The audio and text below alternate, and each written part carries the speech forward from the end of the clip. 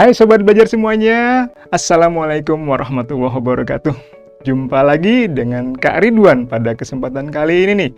Nah, yang kita akan bahas pada pertemuan kali ini adalah mengenai jejak peninggalan sejarah kerajaan-kerajaan Hindu-Buddha di tanah air.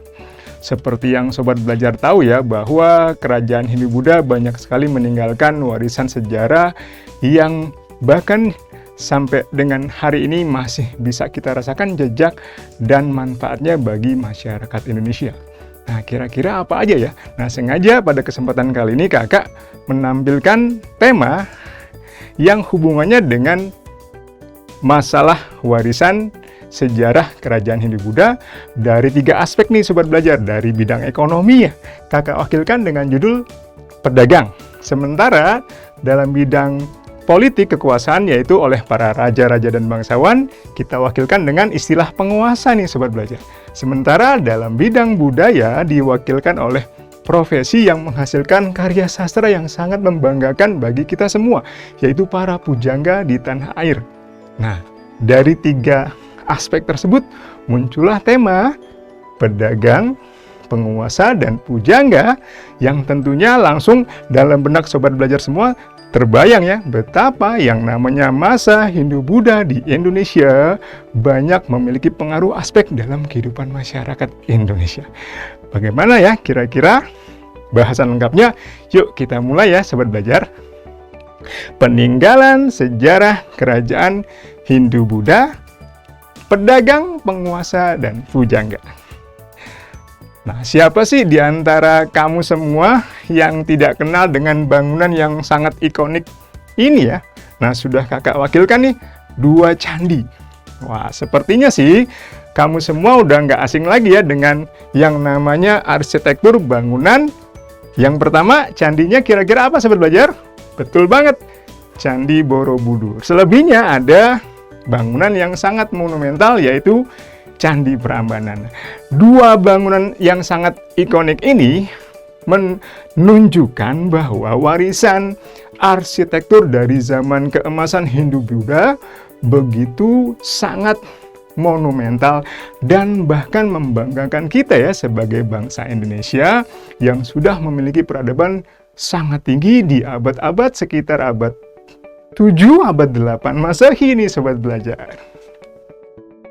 Siapa juga sih di antara kamu semua ya Sobat Belajar yang nggak kenal kuliner ini nih? Kakak paling seneng nih sama kuliner yang satu ini nih. Bisa dilihat dari tampilannya Sobat Belajar, menggugah selera kita untuk makan dan menyantap hidangan tersebut ya. Apalagi kalau bukan yang namanya rendang ya Sobat Belajar. Nah, siapa yang ngira ya bahwa rendang ini Sobat Belajar keberadaannya di Nusantara dan sempat mengangkat nama Indonesia sebagai nama dari salah satu negara yang menghasilkan hidangan terenak versi CNN, yaitu rendang. Nah, ternyata Sobat Belajar, rendang adalah salah satu kuliner Indonesia yang memiliki pengaruh dari India Sobat Belajar. Nah, keren juga ya pengaruh India nih Sobat Belajar. Rendang pasti sangat menjadi kesukaan kita semua nih Sobat Belajar. Tapi di balik itu ya ternyata ada pengaruh Hindu dan Buddha, tepatnya pengaruh dari India ya Sobat Belajar. Selebihnya juga ada makanan yang tidak juga kakak akan lewatkan ya, yaitu martabak. Nah, siapa yang mengira ya martabak juga ada unsur Indianisasinya, ada pengaruh unsur dari tradisi India nih Sobat Belajar. Berasal dari kata ya Maharajaba. Maharajaba artinya kuenya para raja-raja. Jadi pantas aja ya, enak banget. Oh iya, ngomong-ngomong mengenai warisan budaya India juga yang tidak boleh kita lupakan adalah sistem kalender atau penanggalan yang juga menjadi salah satu wujud warisan dari zaman keemasan Hindu-Buddha. Siapa yang pernah mendengar Tahun Saka, yaitu yang namanya sistem kalender Hindu yang pernah digunakan di masa keemasan kerajaan Hindu-Buddha di Indonesia. Setidaknya sistem penanggalan tersebut atau kalender tersebut menjadi bukti bahwa peradaban Indonesia di masa lalu sempat mendapatkan pengaruh yang sangat besar dari India. Sejak kapan ya kita mengenal sistem kalender? Jadi kebayang ya sobat belajar, dalam benak kamu semua bahwa bukan hal yang baru loh kak. Kalender sudah dipergunakan dari zaman-zaman kerajaan Hindu Buddha. Oh, ini yang sangat menarik dan sekaligus keren nih sobat belajar. Dalam yang namanya konteks kenegaraan di Indonesia, lambang negara kita nih, burung Garuda, di bagian bawahnya, betul nggak? Memiliki yang namanya semboyan yang menjadi suatu prinsip bagi hubungan kemasyarakatan bangsa Indonesia yang sangat majemuk. Ngomong-ngomong tahu ya, makna majemuk artinya masyarakat yang sangat beragam nih sobat belajar.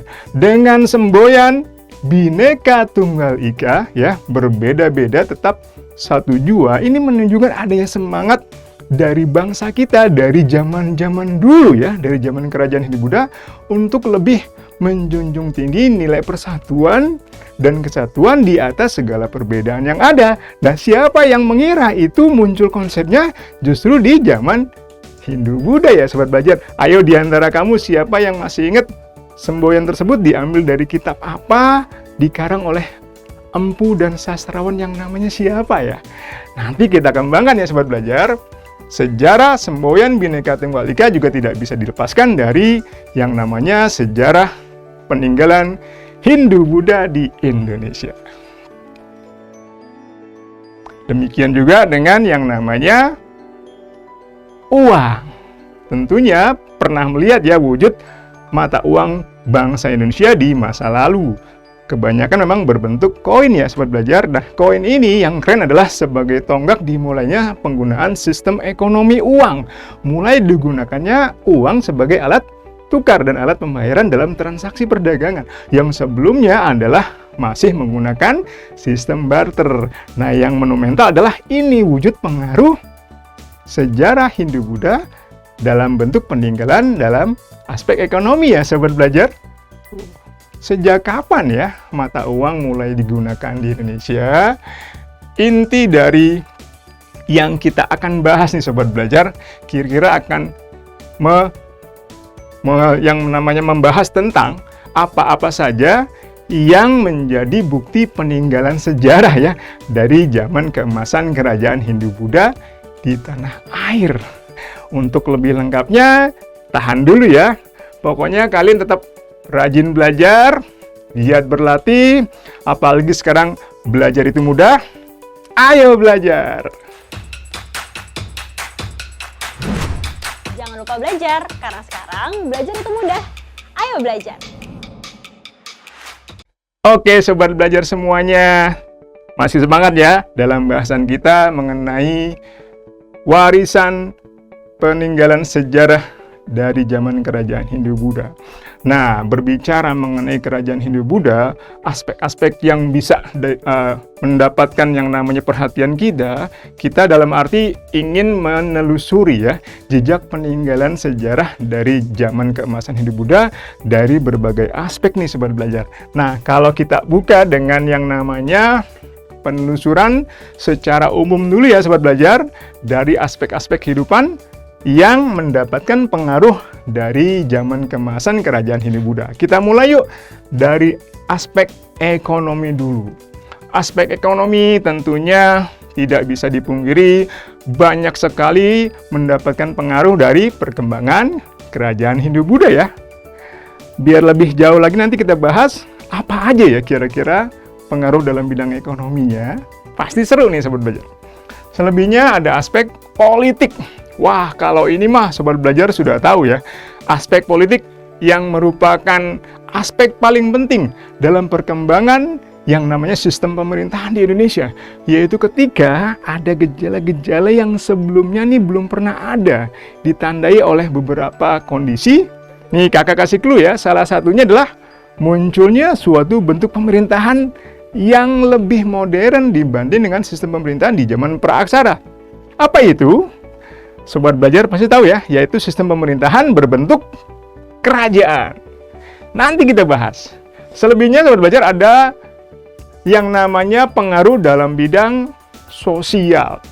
Nah, dalam bidang sosial ini Sobat Belajar sangat berkaitan dengan sistem kemasyarakatan, hubungan antar anggota masyarakat. Nah, konon sejak adanya pengaruh Hindu-Buddha muncul suatu gejala baru dalam hubungan interaksi antar anggota masyarakat, baik yang sifatnya horizontal, sejajar, maupun yang sifatnya vertikal, berdasarkan tingkatan-tingkatan ya, atau strata. Kira-kira apa ya? Nanti kita bahas ya Sobat Belajar. Sekarang kita habisin dulu nih pengaruh-pengaruh yang muncul dari perkembangan Hindu-Buddha, yaitu adalah aspek yang tidak kalah penting adalah budaya. Nah, budaya ini akan menjadi bagian dari kepribadian bangsa Indonesia, dari mulai tradisi ya, adat istiadat, bahkan ada yang namanya bahasa, aksara, arsitektur, bahkan perilaku-perilaku yang akan menjadi bagian dari pola perilaku keseharian masyarakat Indonesia di Nusantara. Bahkan ada beberapa yang hingga saat ini masih dapat dirasakan. Intinya, pengaruh kebudayaan Hindu-Buddha sangat luas ya Sobat Belajar dalam berbagai bidang kehidupan. Sobat Belajar, sekarang kita kembangkan aspek yang lebih spesifik ya, dalam bidang ekonomi misalkan. Tadi sempat kita singgung, bidang ekonomi salah satunya yang tadi sempat kakak singgung ya, yaitu munculnya sistem ekonomi uang. Nah, sebelum kita bahas yang itu, tidak kalah penting kita bahas ini dulu nih. Bahwa dalam bidang ekonomi, pengaruh Hindu-Buddha yang tidak kalah penting adalah mendorong terjadinya aspek perdagangan di Nusantara. Mungkin Sobat Belajar pernah mendengar istilah jaringan perdagangan Nusantara. Jaringan, keterkaitan, hubungan antar pihak-pihak yang melaksanakan aktivitas perdagangan. Coba deh, kamu bayangkan Sobat Belajar, peta Nusantara, di mana wilayah-wilayah di Indonesia antar pulau tersebut saling terkait satu sama lain, akibat adanya jalur perdagangan yang menghubungkan antar pulau, yang akhirnya menyebabkan perkembangan kehidupan masyarakat antar pulau akibat dari aktivitas perdagangan. Wah, pastinya membawa pengaruh besar ya, meningkatkan yang namanya perekonomian masyarakatnya, meningkatkan kesejahteraan kerajaan yang berkaitan dengan aspek perdagangan tersebut, dan sebagainya.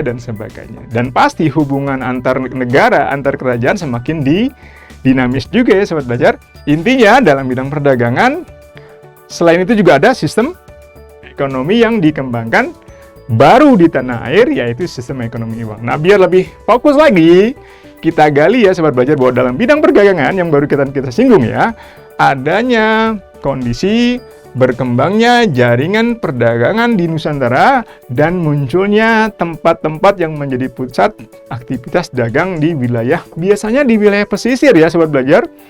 Makanya kita simpulkan berkembangnya jaringan perdagangan dan bandar-bandar pelabuhan sebagai pusat aktivitas perekonomian dagang di wilayah pesisir pantai. Selebihnya dalam sistem ekonomi, yaitu sistem ekonomi uang, mulai digunakannya uang sebagai alat tukar, dan ini menjadi tonggak dimulainya sistem perekonomian uang di Nusantara.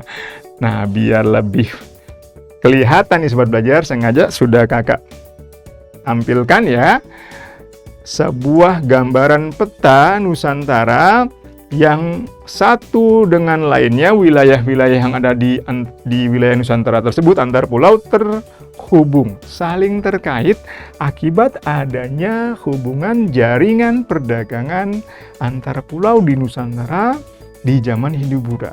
Dikatakan terbentuknya jaringan Nusantara melalui perdagangan pada masa Hindu-Buddha adalah melalui penguasaan laut. Wah, tentunya harus didukung oleh kekuatan armada laut yang tangguh ya Sobat Belajar.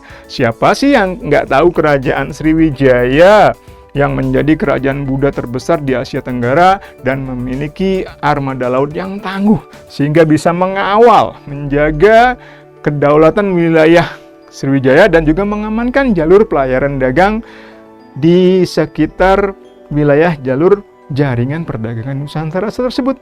Dari mulai Pulau Sumatera, terkait dengan Selat Malaka, bahkan hingga wilayah Thailand ya Sobat Belajar. Kemudian terhubung dengan Pulau Jawa dan wilayah-wilayah sekitarnya.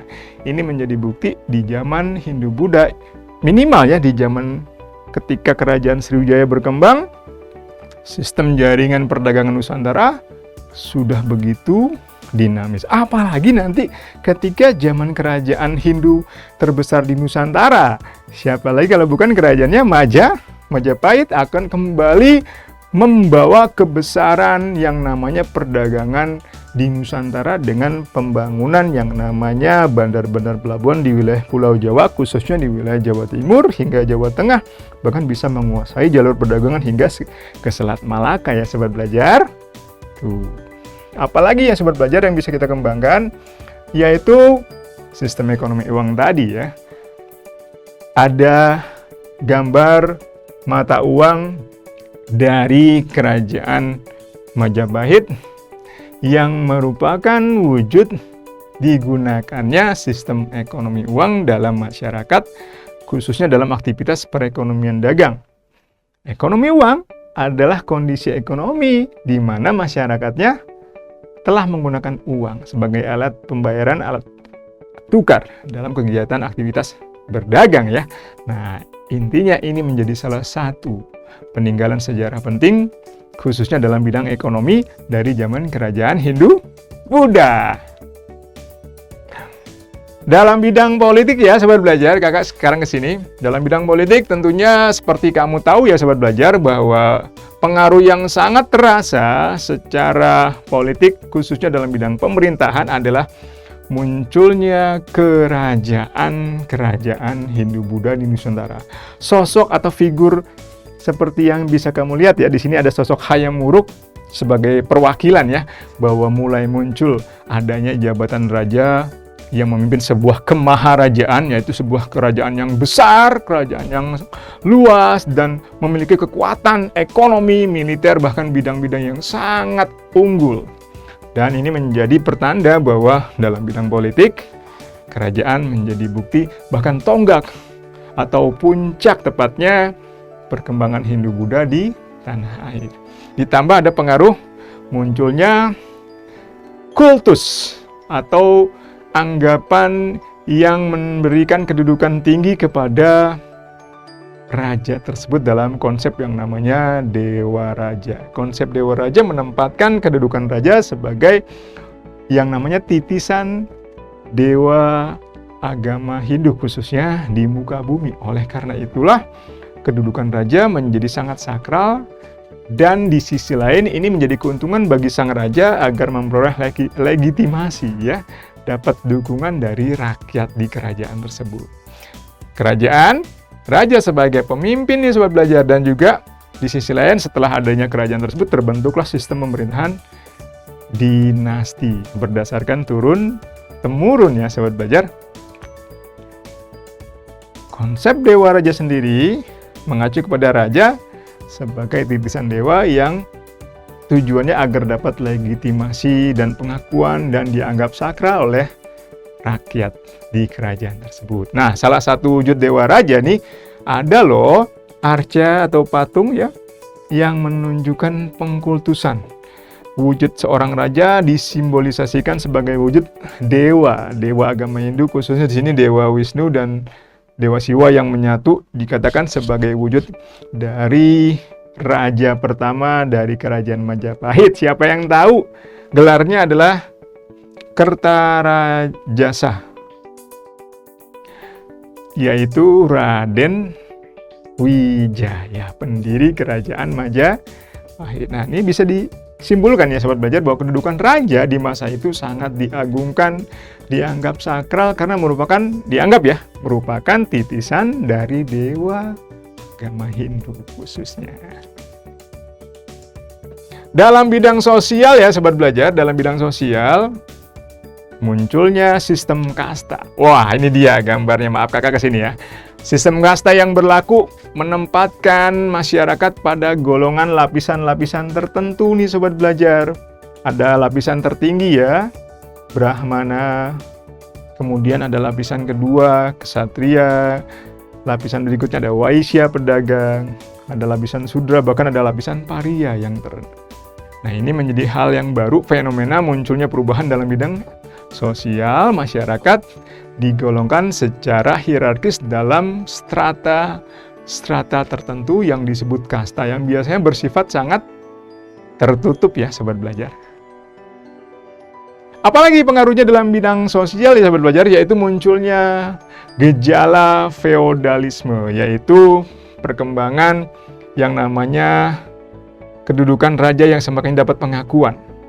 Selebihnya dalam bidang budaya ada arsitektur, ada aksara, sastra, sistem kalender yang tadi sempat kita singgung ya di awal, sobat belajar, panji dan simbol-simbol dari kerajaan Hindu-Buddha, hingga ke sistem kepercayaan yang tentunya berkaitan dengan Hindu-Buddha. Wujud dari peninggalan sejarah arsitektur ya, sobat belajar, bisa kita telusuri ya. Dari mulai wujudnya arsitektur candi, tentunya kita udah kenal sekali ya dengan ikon Candi Borobudur, ada arca Buddha di situ, kemudian ada yang namanya prasasti diwakili oleh foto nih. Ini adalah prasasti dari kerajaan pertama di Nusantara. Ayo, sobat belajar, ada yang tahu nggak? Kerajaan tertua di Nusantara, yaitu kerajaan Kutai. Jumlahnya ada 7 berbentuk yupa. Prasasti 7 yupa menjadi bukti warisan peninggalan sejarah dalam bidang arsitektur ya, yang tertua di Indonesia. Selebihnya dalam bidang apa lagi, sobat belajar? Oke, arsitektur ada bangunan yang namanya patung atau arca. Kebetulan arca yang ditemukan kebanyakan arca-arca Buddha ya, yang memang berlanggam dari India Selatan dari sekitar abad 2 Masehi. Jadi diperkirakan dengan kondisi seperti itu, sobat belajar, masuknya pengaruh Buddha diduga lebih awal daripada masuknya pengaruh agama Hindu. Jadi diperkirakan arca menjadi bukti Buddha lebih tua pengaruhnya daripada Hindu, sobat belajar, minimal di Indonesia ya. Selebihnya ada arsitektur bangunan yang berkaitan dengan sistem teknologi, yaitu sistem irigasi dan kanal untuk tujuan mencegah banjir. Loh, sudah ada ya, sobat belajar. Ini keren banget ya. Warisan sejarah, bukti peninggalan sejarah dalam bidang arsitektur yang hubungannya dengan teknologi, irigasi, dan upaya mencegah banjir bukan hal yang baru loh jadinya di Indonesia, yaitu dengan adanya teknologi pembangunan arsitektur kanal ya, atau bendungan yang sudah dikenal dari zaman kerajaan apa ya, sobat belajar? Iya betul, dari sejak zaman kerajaan Tarumanegara sudah dikenal pembangunan saluran irigasi untuk mencegah banjir dan keperluan irigasi persawahan.